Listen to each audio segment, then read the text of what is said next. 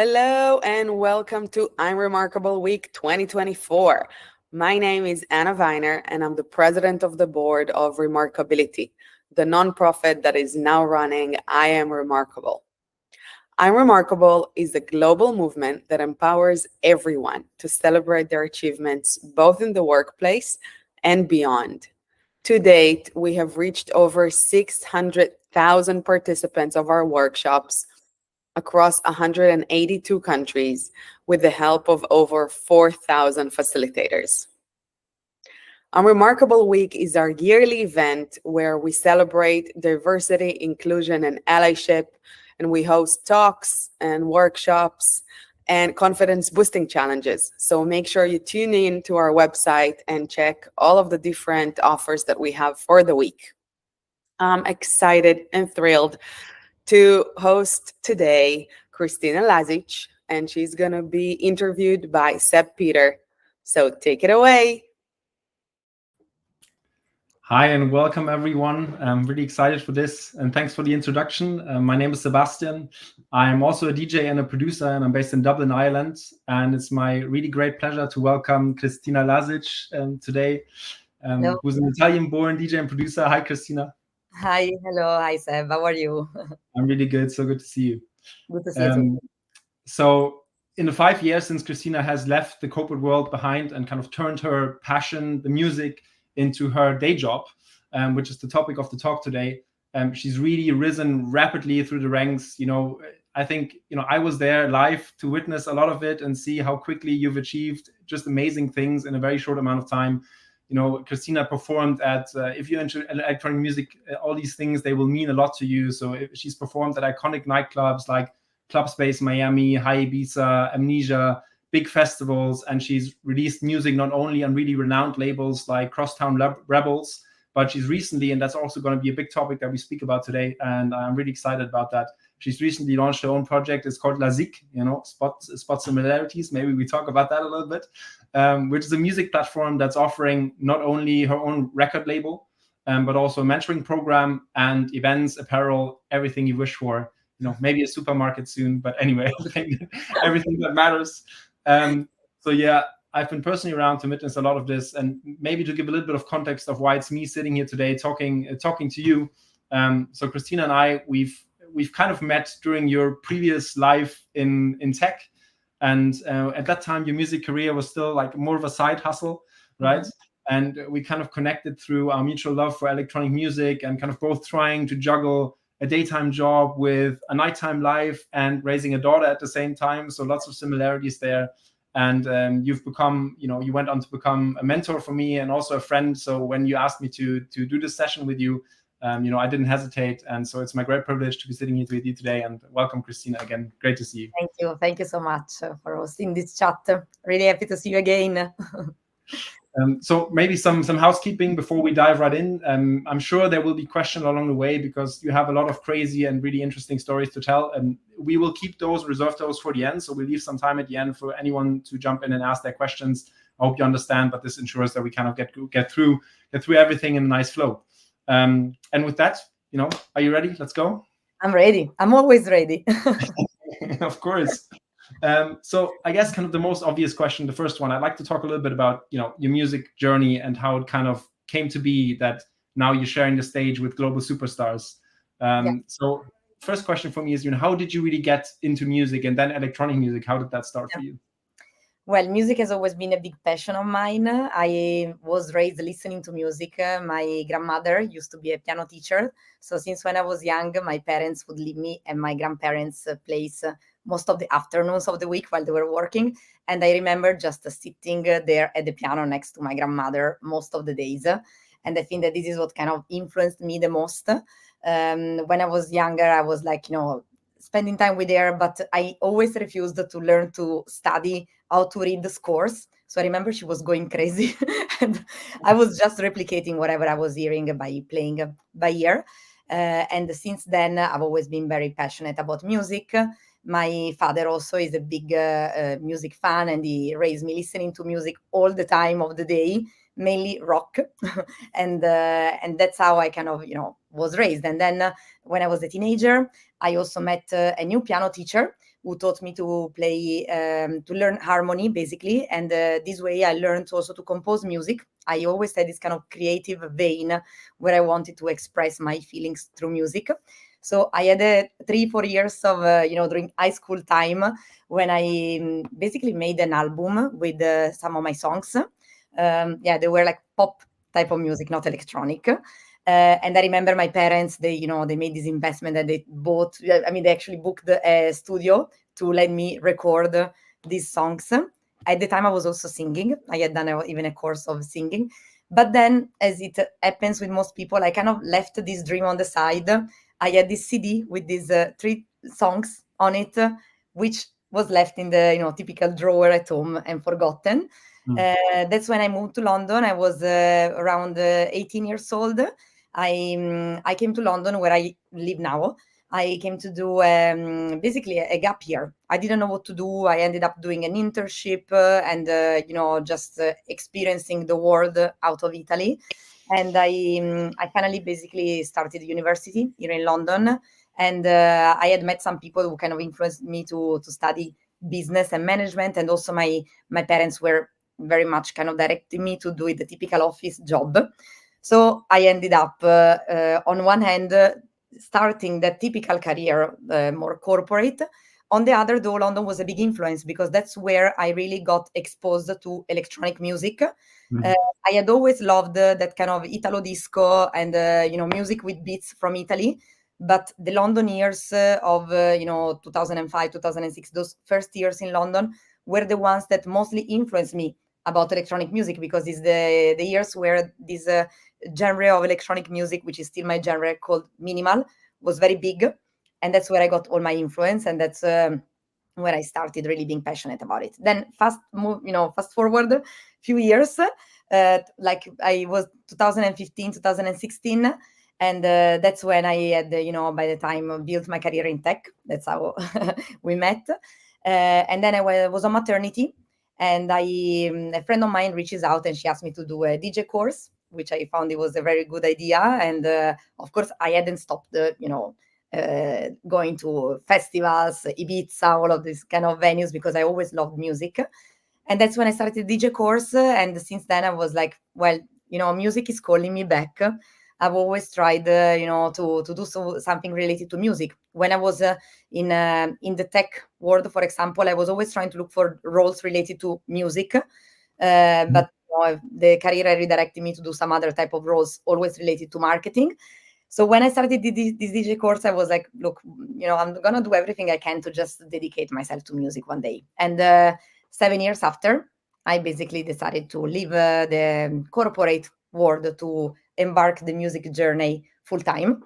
And here I am now as a DJ, producer, and Let's talk about that a bit more. So first of all, I think you made a mistake there, because you fully know that after this, I'm going to ask you for these pop songs that you recorded. As I really want to listen to those. So that's good. Okay, well, of course, romantic songs dedicated to guys that didn't return the love. So now I'm even more interested. Very romantic in my productions. Even now that I produce electronic music, there is always an element of romance. Maybe because I'm Italian, I don't know. But yes, okay, I will. I will share these songs with you, but please keep on talking to me after listening.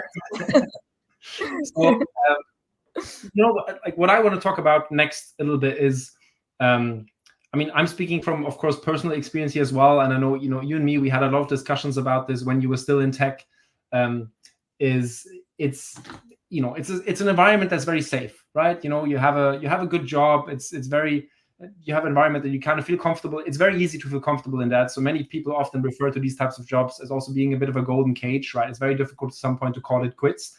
And I think you made a very brave decision at some point, kind of just like jumping out from there. And I want to hear a little bit more about, was there a specific kind of point at which you kind of said, okay, now this is my sign to, hand in my resignation and, try this full time?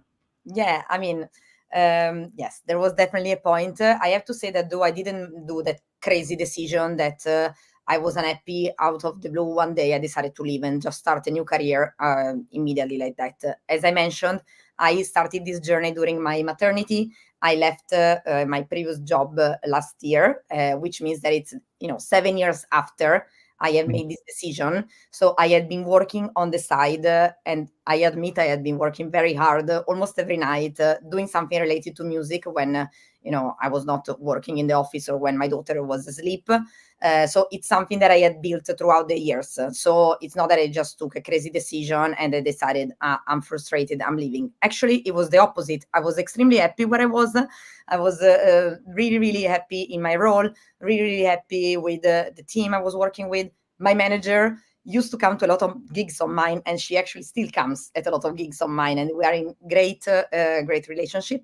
So it was a hard decision for me, but I am 37 now, and I came to the point where I wasn't able to manage it all. Like I was doing Monday to Friday in the office, then in the weekend I was mainly every weekend playing, and then I also had to take care of my daughter on my own because my husband at the time had moved to London and I was in Milan, and so it was a bit tough for me to manage it all. And then there was a moment where the tech world kind of had this phase where they started laying off people, and the magic that I had been witnessing since the early days from tech, because I had been in the industry for 8 years, it was still there, but not at the same levels as before, while I could see a sparkle in what I was building for me in music. So I don't want to say that the tech world was not, exciting any longer, but it was not, aligned with what I was doing in my life and with my ambitions. So I know that I was very brave, but I decided to kind of take that leap of faith. But with that, a lot of opportunities have opened up, and actually some key opportunities like meeting my current manager or signing with my current booking agency in Italy, they both happened because these people have noticed that I was brave, and they actually said, "You have been brave, so we want to work with you." So, somehow the universe made things happen and compensated. Clearly, I am aware that, the lifestyle has changed from when I was in a very comfortable role. So I don't want to hide that I had to readapt my life, and as you know, I have a daughter, and I also have, typical living expenses, a mortgage, all this kind of stuff. So, but still there is a way, and things are coming to you if you are brave enough to risk, I feel. Yeah, that's amazing. I love that. Like, what I'm wondering is, of course, I imagine that there was still probably some anxiety, right? Like about, making that move. So if you look back at that now, what was kind of the hardest part for you about that change when you went through that? I'm not ashamed of talking about any of this because we are all humans, and I think it's very human to say that I actually had an initial phase of like ecstasy, thinking like, oh wow, this is all amazing. I don't need to do back-to-back calls related to a job that is not my purpose all day. But still, I was really, since the first day that I stopped working in the corporate job, I was every day focusing on the project that is now, live, Lazic. So I was still keeping myself very busy, but the first 6 months were fairly, easy in a matter of how I was feeling. I was feeling like, okay, it's all gonna go well. Then I had a very dark moment between January and February this year, just a while ago, where I was thinking maybe I haven't done the right thing, I'm gonna fail, things are not gonna go well. And then actually all of a sudden, just literally a week after I reached the kind of bottom, part of this dark mood, suddenly a lot of bookings and key bookings, like the ones you mentioned, like Space Miami, Amnesia opening in Ibiza, and all of that, they started happening. So I was like, oh wow. So maybe I had to go through this phase of like going through my fears and experience them. And now things have normalized, and I'm slowly building a career that is, growing. And the ambition is to make it grow, as much as possible. And I always say, you see the moon behind me, actually there, I say to the moon. So that's the objective. That's the growth mindset. But Yeah. if you're looking back at it now, kind of if you were to give maybe one piece of advice to anyone else who's kind of considering a career change, something similar, what would that be? Yeah, I mean, you should consider a career change if you feel that whatever you want to do is your purpose. especially if you're doing a career change like the one I've done, from a typical, job that pays you the, salary monthly with all the, things that are involved in having a job where you are an employee. If you're changing to something more like artistic, like I've done, you must have a strong purpose. Like I've always felt music was my purpose, and that's what called me back when I was on maternity. I was like, this is my purpose. I'm made to provide music to the world, to make people happy through music and to express my feelings through music. And I actually feel that whenever I play my own music during my sets, people react in a different way. It's like if I was transmitting a part of my soul to people and making them happier. So I have identified that this was my purpose. This is what I would be able to excel at. I could learn a lot of skills, in the workplace that would definitely make me improve. But I don't feel this would have made me really excel as I wanted and make me happy and accomplished as I feel now. So to whoever wants to change, I always suggest trying to identify your purpose. Try to see if that's that thing that makes you feel here, in your stomach, that it's the right thing to go for. Even doing the crazy thing like leaving the safe job as I've done. And then things are going to come. And also another advice, to be patient, because I had waited, 7 years before taking this leap of faith. And now I'm still building on things. It's not that suddenly, I have boomed and things are happening in a crazy way. Of course, things are happening, but it's still a journey, and I'm on the journey. So yeah, this is my advice.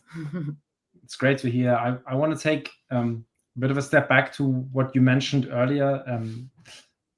For me, it's really interesting because you said that there are a couple of things that happened for you in a positive way once you've kind of quit your job and once you kind of really dedicated to yourself to music full time, were because of your previous career in like a corporate setting, right? Mm-hmm. So Yeah. I'd be really curious, like, how do you feel that previous job really equipped you, and what maybe gave you an edge over maybe other people that haven't had that experience? Because I just maybe one thing I wanted to add there. So I have one of my best friends. He's a movie director, and Mm-hmm. he worked in management consulting before for a very long time. So he also made a very drastic career change. He worked at McKinsey for a long time, and then he became a movie director.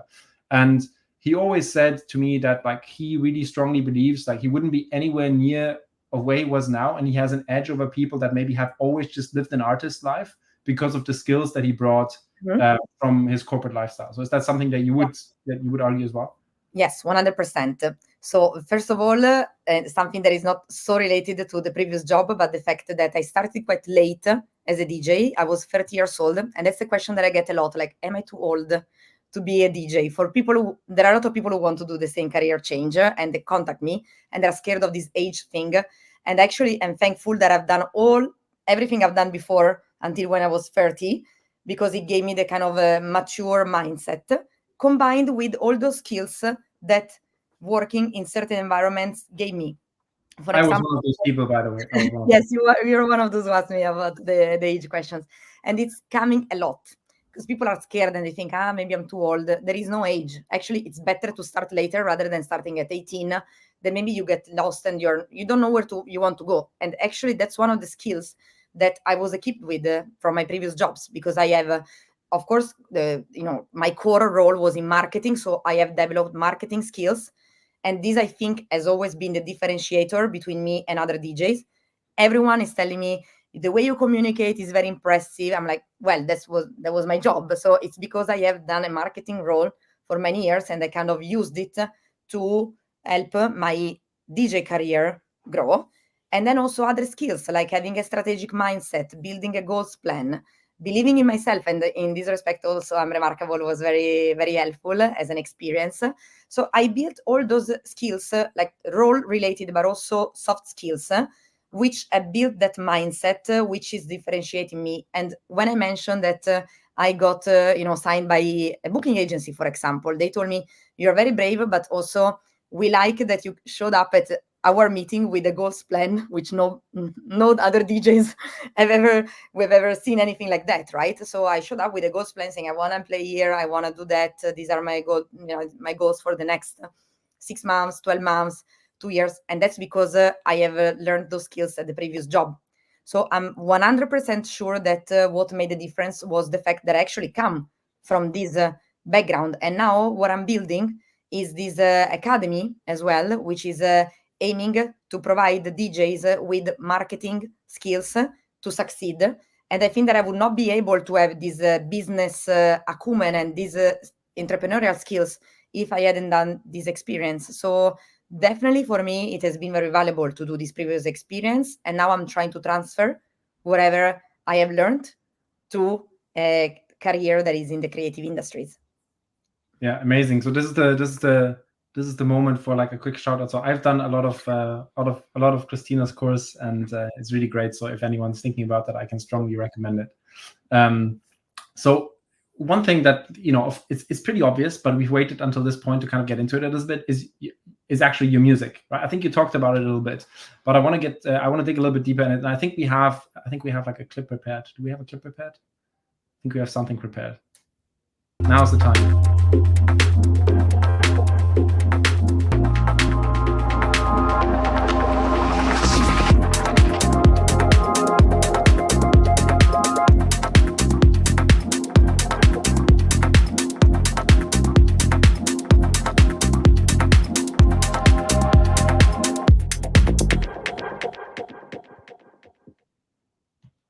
See, I think now everyone knows how this is your different lifestyle than before. So you already spoke a little bit about kind of how you would describe your music style, but if you would dig a little bit deeper, you said it's like some minimal, some Italian influences. I think it would be really great to hear from you again. How would you describe your music style, and maybe how it was influenced by different factors or different periods in your life? Of course. So first of all, as I mentioned earlier, my music can be categorized because people tend to, label types of genres as minimal. It is a type of music where there are a lot of male producers and DJs. So you don't see many women, but I've always been in love with this genre and the way in which I've been building my sound over the years. I started producing during COVID. I remember we were in lockdown in Milan. And that's when I kind of took, Ableton and the softwares and some hardware that you need to produce. And I started focusing on that. So it's 4 years that I have been building my sound. And I think that some of my influences that you mentioned earlier have kind of come into these productions. So first of all, this rock influence that I mentioned from my father came a lot. Like I always use guitar riffs somehow. So you hear the guitar in the tracks, or you hear some elements that are effects, built on guitar samples. So that there is always this element that is my signature. And then also, I think that I bring some sort of a feminine element, a bit of elegance, and this kind of attention to topics that are relevant to me that you can feel in my sound. So for example, very often you would feel maybe voices, female voices, spoken voices. So a bit, sexy, but still very elegant. And I think that it's what is making a difference. And many people have used the adjective elegant to define my music, maybe because I bring that kind of feminine touch into a genre that is typically male-dominated. Plus, I also try to pay attention to whatever is dear to me. And for example, collaborating with other females or underrepresented groups is very important. I love diversity and inclusion, so I try to bring in people to collaborate with me. So I don't do tracks always on my own. I also collaborate with others. I collaborate with a lot of women. I collaborate with a lot of other producers. So yeah, that's what emerges from my sound. And I'm actually happy because I was in Montreal in Canada 2 days ago. And this guy that has been kind of following my music for a while, he came to me and he told me, whenever I hear your set, I can exactly recognize when you're playing a track of yours. So this makes me happy. It means that, there is a style that emerges. Yeah, that's kind of the ultimate praise. I think that's amazing. And, you touched upon the whole aspect of there not being many women, and I think in the industry in general, full stop, but then particularly some genres, I think it's particularly the one that you mentioned as well, is very, very, very male dominated.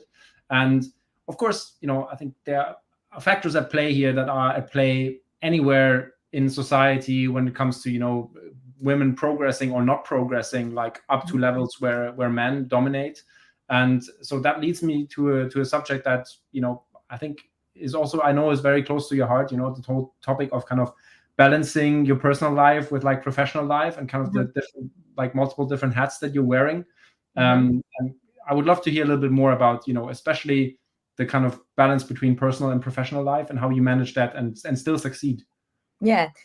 Well, first of all, I'm a mother, and as you know, motherhood can be chaotic for everyone. So I don't want to say that it's always perfect and nice. It is hard. I don't want to hide that. I'm very honest about everything, but yet I have support. First of all, my husband. So my DJ name, as you can see, it's Cristina Lazic, which is not the typical Italian name. And Lazic is actually the surname of my husband, and he's from Serbia. And he has been a key figure in my decision also of doing this full time. Since the beginning, he was very supportive with the idea that I would do a DJ course during my maternity, and then that I would start doing gigs while my daughter was very, very small. And he has always been supporting me. And when I had to choose the DJ name, I was like, let's choose Cristina Lazic because it's kind of our joint project. And he has always been supporting me in a sense that not only psychologically, he has been there for me. He has always physically as well helped me. Like he would help me with taking care of Sofia when I was traveling. And I also, of course, have, help from grandparents here and there. So not always, but sometimes I get help from them or even from my auntie. So I try to get organized. So that's the main thing, to get organized logistically, but it's the same as doing other type of jobs. And I always make this parallelism with the job of my mother-in-law.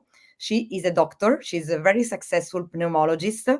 Right now she's retired, but until last year she was working at night, traveling to conferences all over the world, and she was a mother. Still, she managed to do it, and I think she's a great mother. She just was getting organized and getting the support and had a supportive husband.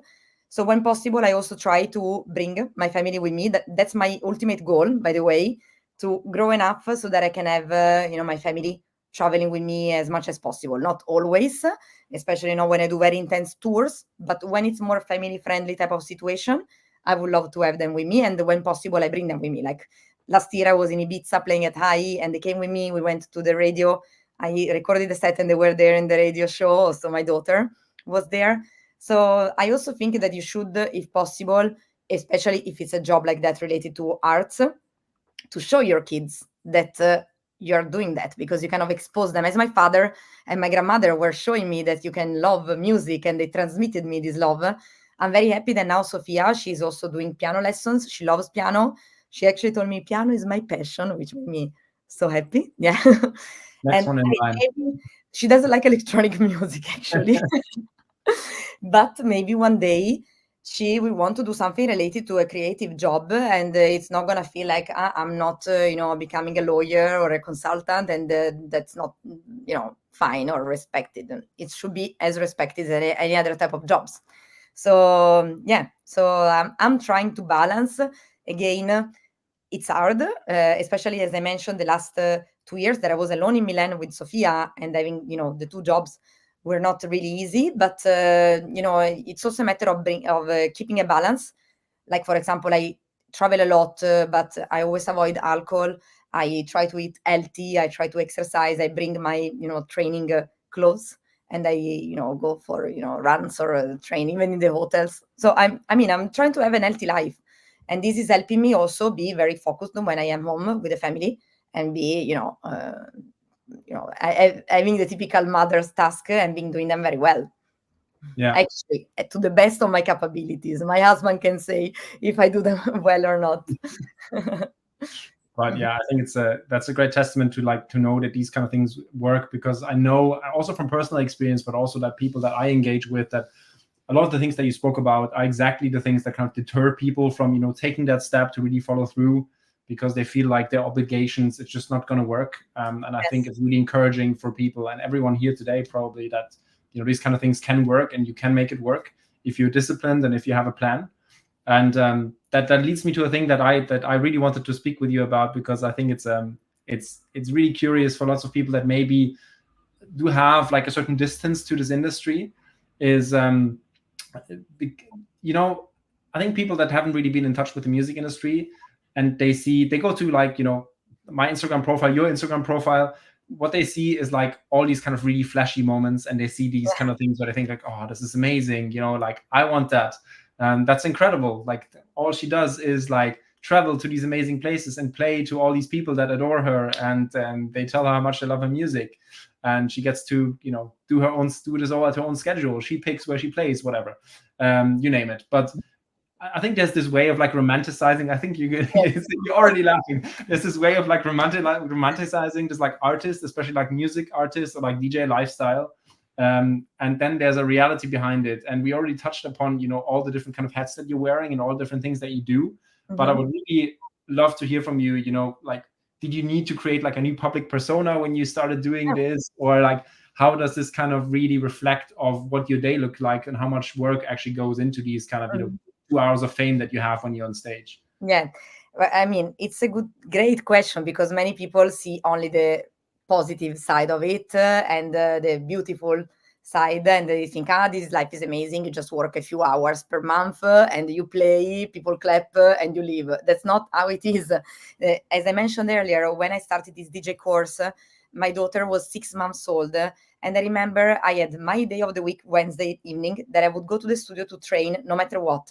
And then every night since then, I would be training in my earphones, which, by the way, is not the best way to do it, at home, to learn to DJ. Or I would always have some hours per day dedicated to music. Would be looking for new music, practicing, networking, like looking for, you know, opportunities. I have worked hard throughout the years, in a sense that when I was, you know, with my full-time job before, I would take holidays to attend key events like ADE, IMS, and volunteer to do activities which would allow me to meet new people and do networking, or which would allow me to just feel accomplished with what I was doing. So, you know, it's a lot of work that is behind the scenes that you don't see. And there can be dark moments, as I mentioned earlier. It's not all flashy. When it comes to building a public persona, to be honest, I've always been a very spontaneous person, and I've always portrayed whatever my person is. I never had to construct a public character. I know that there are a lot of artists who do that, and I actually kind of esteem them, because I'm like, how can you have two types of personas?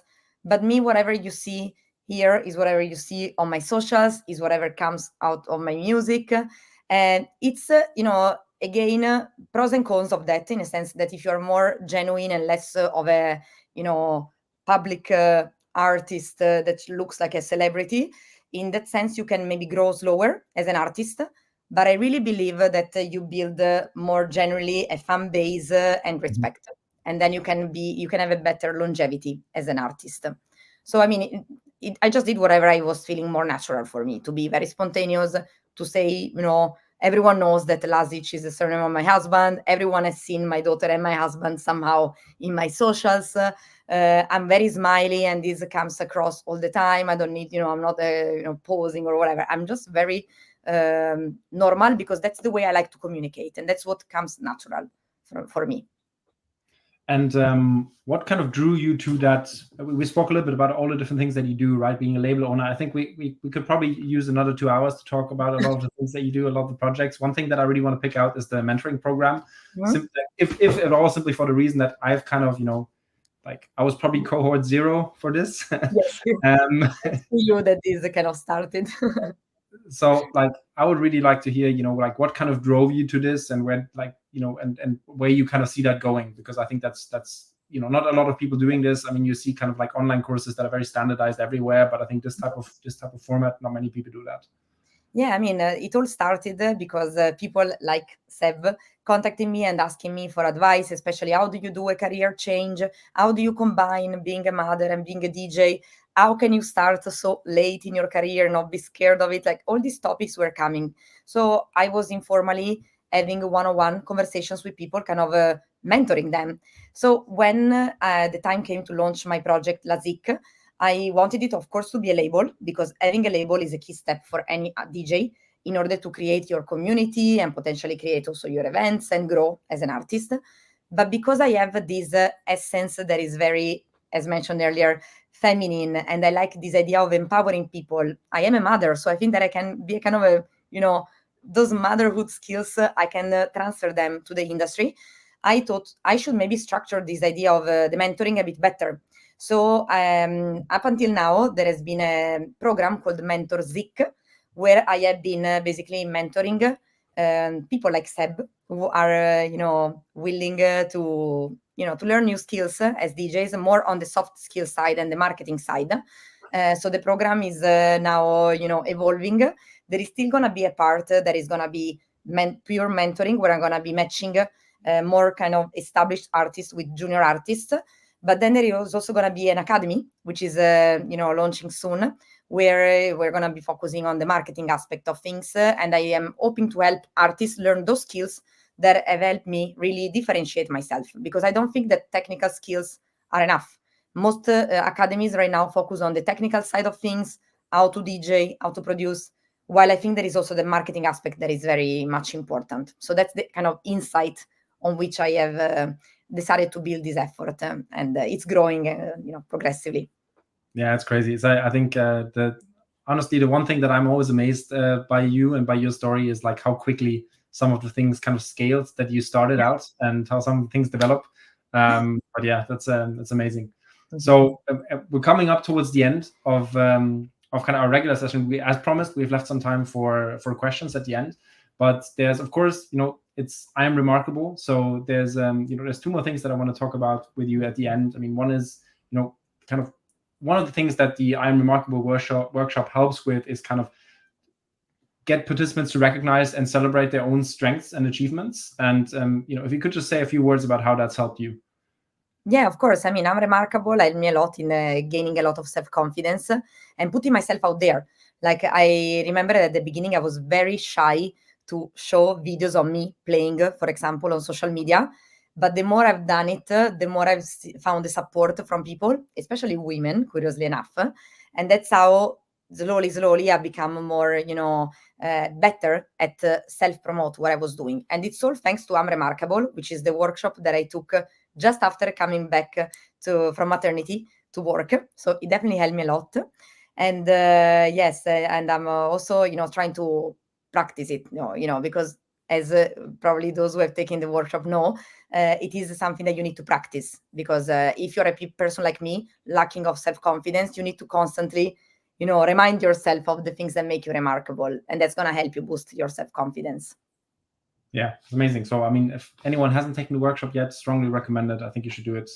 It's something that we probably don't do enough. So last question, and that's probably the key one, that's always being asked, I know, to everyone who kind of does a talk for us here, is what makes you remarkable, right? Yeah. And I think we had a lot of things, so it's very difficult to do it in one, but clearly you're well versed in this. So if you can start with IAmRemarkable because, and then fill in the blanks. Yes, I'm remarkable because I'm not scared anymore to take risks. And I have stepped out of my comfort zone big time, which I would have not done before. And now I also feel comfortable at talking about it. Before I would be crying when saying it. So yes, I'm remarkable for that. That's amazing. Cristina, thanks so much. This was a lot of fun. It was great to see you again. And I think now we can go to the audience for questions. Very, very well on time. Okay, so Daniela is asking, did you set any deadline to achieve your goal? Yeah, I mean, I always set deadlines for any goals I want to achieve. If by goal you mean that of leaving, the corporate world to become a DJ, I didn't have a deadline then, but I always had an objective to do it eventually. It took me 7 years, so probably in an ideal world I would have had maybe a shorter time frame. But yes, eventually it just happened because the career on the side had developed well enough for me to be able to take this decision. But generally, whenever I have a goal, and as I mentioned, I like to build goals plans. I always assign, time frames, like in 3 months, I want to achieve this. In 6 months, this. In 12 months, in 2 years. And then it really helps me to kind of visualize where I want to get by when, and then work towards the goals. And I'm also helping this way my team members, like my manager, booking agents, and so forth, to understand, and together we try to complete those goals together. I've seen one of Cristina's goal plans. They're very detailed. Do we have any more questions? Okay, one question from the voice within her. It's a great name. What actions do you take to stay in your creative space? Oh, Yeah, love so to answer that one. Please go. yeah. I mean, that's a great question because now I know everyone thinks, DJ, creative, all the time creating, making music. Honestly, when you're working for yourself, there is a lot of admin and logistics going on as well. So for me, it's very important to take some time for myself, even just a small walk. Now that I moved back to London, it's very nice to go to the park, and I love to be in nature. So for me to be either in nature, in the green nature, or at the sea, these are kind of therapies for me to become more creative. So that's one of my strategies, to just take away my phone and just take time to empty my head. I don't do meditation. I would love to learn that, but nature for me is the best way to kind of get creative. Yeah, and not to force it, right? Because that's something that I remember. Like I remember we spoke about that sometime. It's very especially when you are limited on time, and I feel like especially when you feel limited on time and you don't have a lot of time to complete something, but it's difficult to force yourself to be creative. So you have to kind of like take it when it comes, and then maybe if it's not there, just cut it, right? So true. And just until a year ago, I didn't have much time. I had to kind of plan out this day I'm gonna produce, and creativity doesn't come like that. So I always ended up producing music whenever I was on holidays, maybe at the seaside or in the mountains. Most of the draft ideas on my tracks have come from being in the mountains, in the Alps with my family, or being at the sea, or being I love Greece, for example, so I go very often to Greece. So not only the sea in Italy. When I realized that most of the time the best creations came when I was somewhere in the nature. Right, next one. Oria, I hope I pronounced that correctly. Sorry if not. So any advice on how to build or grow a community of fans as a creator instead of chasing overnight success or virality? Yes, well, another great question, because as I mentioned earlier, I'm not that kind of artist that is looking for, million views or viral views on social media. And I don't think I would actually be even good at finding the right formula to please the algorithm and be successful overnight. And as I mentioned earlier, also, I want to be having longevity. Like, I want to establish myself maybe a bit more slowly, but for more time. So I've tested a lot of things. One thing that is working very well is my project Lazic. So I am building a record label. I'm building this mentoring program, and with that, I'm involving kind of more, up and coming producers that start seeing me as a sort of an example and as a person that is giving them a chance to emerge. And in this way, they are also bringing their own fans, and I can see that it's creating a sort of an halo effect. So that's what I'm trying to do. And I'm also, when it comes to my fans who are not maybe producers, I am kind of active on my Instagram, especially. And I always ask people to ask me questions. I show moments of my daily life. I see that you create more attachment to people if you show your human aspect. That's what at least works for me. So even if maybe I don't make huge numbers in matters of like performance of videos, I really am proud of the fact that I have a strong community of people that resonate with my sound and maybe resonate with my story as well. And they really feel attached to it. And this is what it's creating community. All right, do we have another one?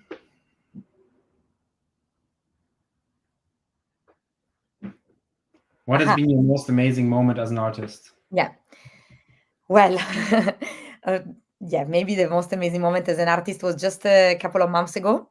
I played at my favorite festival called Sound Waves. It's a festival taking place in Romania. It's very difficult to get into the lineup because it is made of people from my scene who are very selective when it comes to music, artists to involve. And it was great because I had a lot of friends there with me, and I opened this big stage, and it was totally empty, of course, when I started. At the end of the set, the stage was full. And I remember right after receiving a lot of messages that, the set was great, I don't know, I just felt it was kind of one of the achievements that I will always bring with me in my heart. And so this proves that if you work hard, you can get to even, places where you couldn't imagine getting to. Especially because if you're a DJ, you've always also seen the opposite as well, right? you play somewhere and then a big headliner comes on at a different stage and suddenly everyone leaves. Yeah, exactly. I think these moments, they really matter. That's amazing. Yes. Okay, so I think we have one more video we wanted to show. If there's no more, I'm not sure if there's any more audience questions, then let's maybe take one more. And then I know we have one more video to show.